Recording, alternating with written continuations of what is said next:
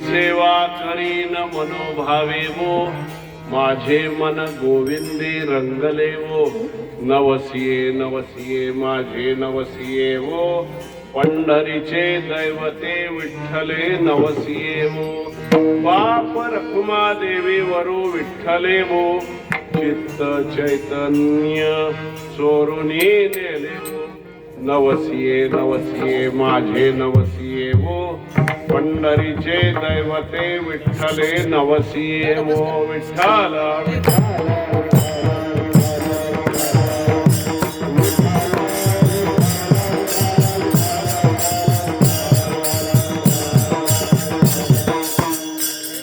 तुझी सेवा करीन मनोभावे वो माझे मन गोविंदे रंगले वो नवसिये नवसिये माझे नवसिये वो पंढरीचे दैवते विठ्ठले नवसिये वो पांडुरंगा करू प्रथम नमन पांडुरंगा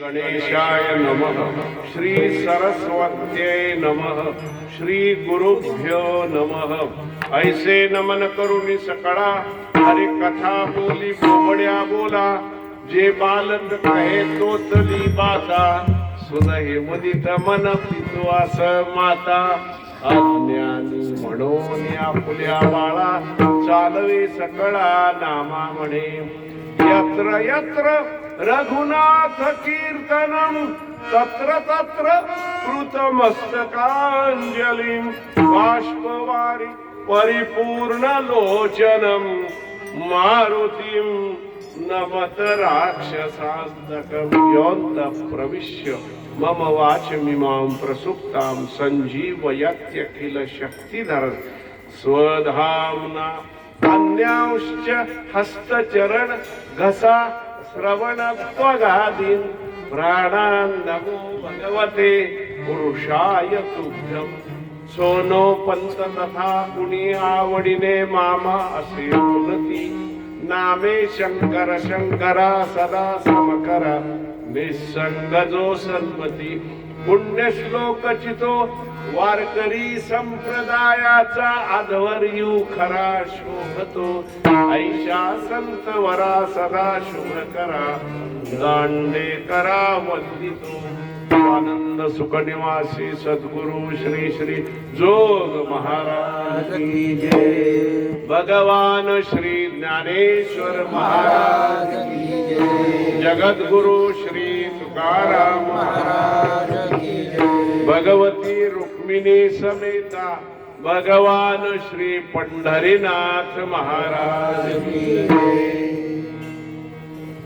जय तुमच्या फडातल्या सद्गुरूंचं कोणाचं जय जयकार करायचा अवधू सब संतन की जय अवधूत चिंतन श्री गुरुदेव दत्त तुझी सेवा करीन मनोभावे वो माझे मन गोविंदे रंगले वो नवसिये नवसिये माझे नवसिये वो पंढरीचे दैवते विठ्ठले नवसिये वो आपण सर्वजण एका नैमित्तिक कार्यक्रमासाठी एकत्रित आलेलो आहोत वैकुंठवासी शब्द लावा लागतोय आणि विशेष म्हणजे इथं शोकाकुल असं लिहिलेलं आहे म्हणजे त्यांची किती जबरदस्त सेवा असली पाहिजे ते आठवणीतून जायलाच तयार नाही सतत आठवणी ते आल्या आल्या आईसाहेब भेटल्या तर त्यांना ज्या दिवशी वर्ष झालं ज्या दिवशी देह ठेवला त्या दिवशी जेवढं दुःख तेवढंच दुःख अजूनही तो विरह सहन होत नाही महाराज त्यामुळे समस्त माने परिवार सगळेच त्यांच्या आठवणीने व्यथित आहेत. काय एक जुनं वाक्य उच्चारतो, गए हुए वापिस नहीं आते, उनकी याद बार बार आती है. विठ्ठल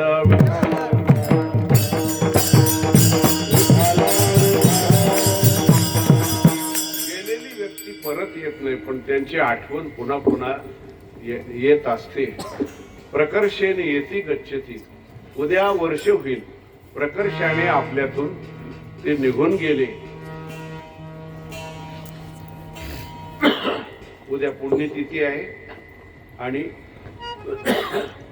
वारकरी शिक्षण संस्थेमध्ये आम्हाला सिनियर असणार, ज्येष्ठ गुरुबंधू म्हणा, गुरुतुल्य असणारे हरिभक्तीपरायण परम श्रद्धे राजारामजी महाराज चौगुले, त्यांना काय म्हणता तुम्ही? आप्पा. आप्पांचं उद्या पुण्यतिथीचं कीर्तन आहे. आज हे 2 दिवसीय कार्यक्रम माझ्याकडे सेवा दिलेली आहे. तुम्हाला ऐकायला काय आवडतं मला माहित नाही, आणि मी बोलेल ते तुम्हाला आवडेल का नाही आताच काय सांगता येत नाही. पण इथं दरवर्षी मी बंडी शेगावला सद्गुरू आमचे काळे बाबा महाराज त्यांची दिंडी चालते, तिथं कीर्तन करतो आणि रामदासजी महाराज आम्ही मिळून इथं मुक्कामाला येतो. दरवर्षी मुक्काम असो. तर त्यांच्या जाण्याच्या निमित्ताने आज ही सेवा आहे. उद्याची पुण्यतिथी आहे, ती कोणाची पुण्यतिथी आहे? नाना म्हणत असत ना, पांडुरंगाच्या शरणागत नानांची पुण्यतिथी. उद्याची पुण्यतिथी आहे ती आज्ञाधारक नानांची पुण्यतिथी आहे. भगवंताची आज्ञा, वेदशास्त्राची आज्ञा, आई वडिलांची आज्ञा, फडावर जे ज्येष्ठ श्रेष्ठ असतील त्यांची आज्ञा पाळणाऱ्या नानांची सेवा आहे. कोणाची पुण्यतिथी आहे? संताचे पायी हा माझा विश्वासू नानांची ही पुण्यतिथी आहे. कोणाची पुण्यतिथी आहे उद्या? उद्या पुण्यतिथी आहे ती शीलवान नानांची पुण्यतिथी. उद्याची पुण्यतिथी आहे ती सत्यभाषी, खरे बोले तरी सत्य बोले मुखे अशा आदरणीय वंदनीय पूजनीय नानांची पुण्यतिथी आहे. उद्याची पुण्यतिथी आहे ती पुण्यतिथी व्रतस्थ नानांची आहे. काय व्रत आहे? भजन करणं ज्यांचं व्रत आहे. काकडा आवडीने म्हणणं, भजन म्हणणं, कीर्तनामध्ये वेगवेगळ्या चाली म्हणणं,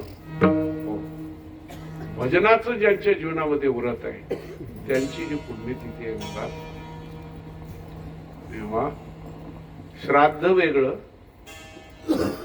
पुण्यस्मरण वेगळं. पहिली पुण्यतिथी झाल्यानंतर पुढं काय आहे? मग पुण्यस्मरण आहे. पण हे श्राद्ध पण तसा काय निकृष्ट शब्द नाही, पण पुण्यतिथी याला मला वाटतंय 7वा अध्याय भगवद्गीतेचा शेवटचा श्लोक, ईशान्त्वन्तगतं पापम जनानां पुण्य कर्मणाम. खाली ओवे, पुण्याची या धावा घेतले आणि माझी जवळीक पातले, किंबहुना ते चुकले वाटवद्या. क्षण ना क्षण ज्यांनी पुण्य सत्कर्म करण्यामध्ये, पुण्य संपादन करण्यामध्ये, आणि ते पुण्य मिळावं हा सुद्धा उद्देश नाही, सेवे लागी सेवक झालो, अशा प्रकारे या दृष्टीनं जे पुण्यच पुण्य, आणि ते कोणचं? पापात्मक पुण्य नाही, पुण्यात्मक पाप नाही. मग माते जेणे पविजे ते शुद्ध, जयामध्ये नारायण शुद्ध. तेव्हा शुद्ध पुण्यवानाची ही काय आहे?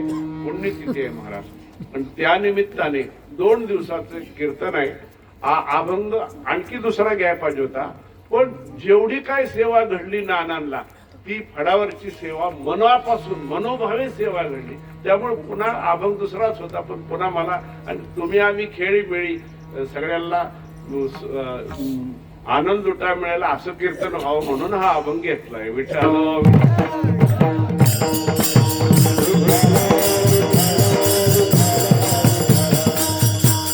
आता नुकतंच आपण ज्ञानोबरायांचा समाधी सोहळा करून आलेलो आहोत. त्या वारकरी संप्रदायाचे आध्वर्यू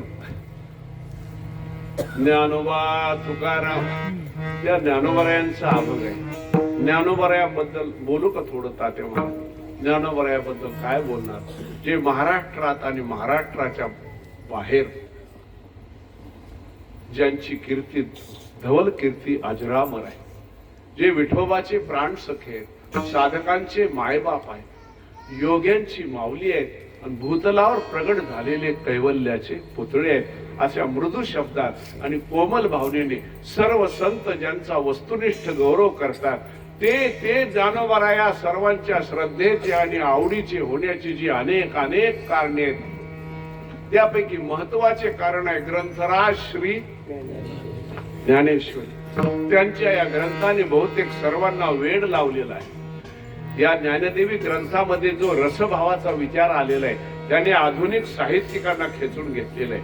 ज्ञानेश्वरी ग्रंथामध्ये जे अध्यात्माचं श्रवण आहे त्यांनी जिज्ञासूला वेड लावलेला आहे. या ज्ञानेश्वरी ग्रंथामध्ये भक्ती ज्ञान वैराग्याचं जे निरूपण आहे त्याने तर वारकऱ्यांना पागल करून सोडलेलं आहे. आणि आत्मसंयम योगो नाम षष्ठोध्याय हा 6व्या अध्यायाने योग्यांनाही मोहित केलेला आहे. ज्याप्रमाणे अशेष शब्द ब्रह्म हे गजाननाचं मूर्त स्वरूप आहे. श्रीमद भगवद्गीता ही भगवान श्रीकृष्णांची वाङ्मयीन मूर्ती आहे. त्याप्रमाणे माझे म्हणत नाही, आपले ज्ञानोबराया वाङ्मय स्वरूप आहे. काय असेल व या ज्ञानराजाचं मूर्त स्वरूप? हा ज्ञानदेव वैष्णव, हा मोठा वैष्णव आषाढी वारीला आपले सद्गुरू निवृत्तीनाथादी संत यांच्याबरोबर पायी चालायला पायवारीला जात असेल त्यावेळेला तोंड बंद करून मोक्यासारखे ते जात असतील का? नाही. किंवा टप्पोऱ्या 5-6 गळ्यात माळा आहेत आणि तरी देखील ते सिनेमातली ग्राम्य गीतं म्हणतायत असे काही मला सापडले महाराज. सारडा परिवार आहे नाशिकला, सद्गुरू चैतन्यजी महाराज देगलूरकर त्यांची उन्हाळ्यात प्रवचन असतात. रोज एक वेगवेगळ्या कीर्तनकाराचं कीर्तन असतं. मला एक सेवा मिळाली तिथं आणि कीर्तन झाल्यावर ते सारडा म्हणाले, राहा आमची व्यवस्था कशी आहे बघा, मुक्काम करता का? म्हटलं करू. मुक्काम केला आणि सकाळी आंघोळीसाठी मला जायचं होतं, बाथरूम मध्ये जायचं होतं. तर ते दार लावलेलं, कोणतरी आत होत. म्हटलं दार उघडाव, तर तेवढ्यात आवाज ऐकू आला. आवाज काय ऐकू आला? मला वाटलं भजन म्हणत असतील अभंगाचं. बेलांचे नागिनी छे छे छे असलं काय म्हणत असतील. मी म्हणलं बघू कोण आहे. म्हणलं कामगार असेल यांचं. दार उघडलं तर 4 टप्पोऱ्या माळा होत्या. असलं ज्ञानोबराय म्हणत असतील का? नाही. पंढरपूरला चाललंय असल्यामुळे काय म्हणत असतील? जीवीची या जीवा प्रेम भावाची या भावा तुझं वाचून केशवा आणून आवडे हा अभंग म्हणत असतील. पंढरपूरलाच पायी चालल्यामुळे निरखेत गेले हा अभंग म्हणत असतील. वेधले ओ मन तयाची गुणी हा अभंग म्हणत जात असतील. आणि आषाढी वारीलाच पंढरपूरला चालले असल्यामुळे माझे जीवीची आवडी माझे